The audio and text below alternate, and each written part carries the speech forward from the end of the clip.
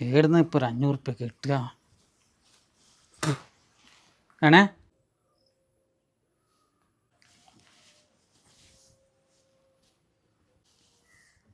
നീ ആ ഫോണാടെ വെച്ചാട്ടെ.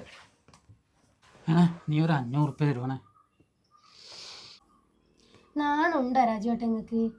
ഏടുന്നാണ് എൻ്റെ അടുക്ക ഞാൻ പൈസ കെട്ടി വെച്ചിട്ടാ നിൽക്കുന്നത്.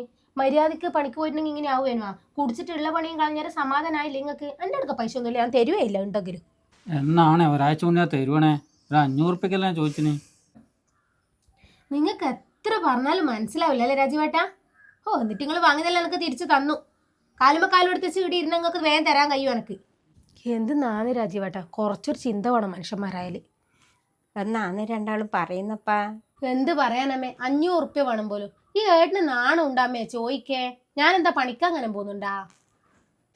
അതിന് ഓൻ്റെ കൈമേൽ ഒറ്റ പൈസ ഇല്ലാതോണ്ടിരിക്കൂലേ മോളെ ചോദിക്കുന്നുണ്ടാവുക. നിൻ്റെ ഉണ്ടെങ്കിൽ ഒരു 500 ഉറുപ്പ്യ കൊടുക്കറാ. അമ്മ പറയുന്നേക്കല്ലേ താണേ. ഏടിയാന്ന് അമ്മയും കണക്കന്നെ മോനും കണക്കന്നെ. ഞാൻ തരുമൊന്നുമില്ല, എനിക്ക് സംഘത്തിന് നോക്കണം. ഇങ്ങനെയാന്ന് മോനെ 10 ഉറുപ്പ്യ കൈമേൽ ഇല്ല ഞാൻ കേട്ടാ.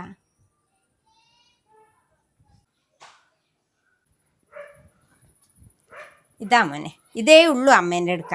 അതന്നെ ആസ്പത്രി പോയതിൻ്റെ ബാക്കിയാ. മോൻ എന്നാ വേണ്ടത് നീ വെച്ചാൽ ചെയ്തോ കേട്ടാ. ആയിക്കോട്ടെ അമ്മ. നിങ്ങളാണ് ഈ സകല പഠിപ്പ് പഠിപ്പിക്കുന്നത്. എത്ര പഠിച്ചാൽ നിങ്ങൾ പഠിക്കൂലല്ലേ? എന്ത് പഠിപ്പാപ്പ ഞാൻ പഠിപ്പിച്ചിട്ട്? ഞാനൊരു പഠിപ്പും പഠിപ്പിച്ചിട്ടില്ല. ആത്തുള്ള പൈസ എടുത്തു കൊടുക്കണ്ടേ? എന്തെങ്കിലും ആവശ്യം ഉണ്ടേനോ അമ്മേ? നിങ്ങളും ഞാൻ നീ വളം വെച്ച് കൊടുക്കുന്നേ, പിന്നെ ഏട്ടനെ പറ്റണ വേണ്ടേ?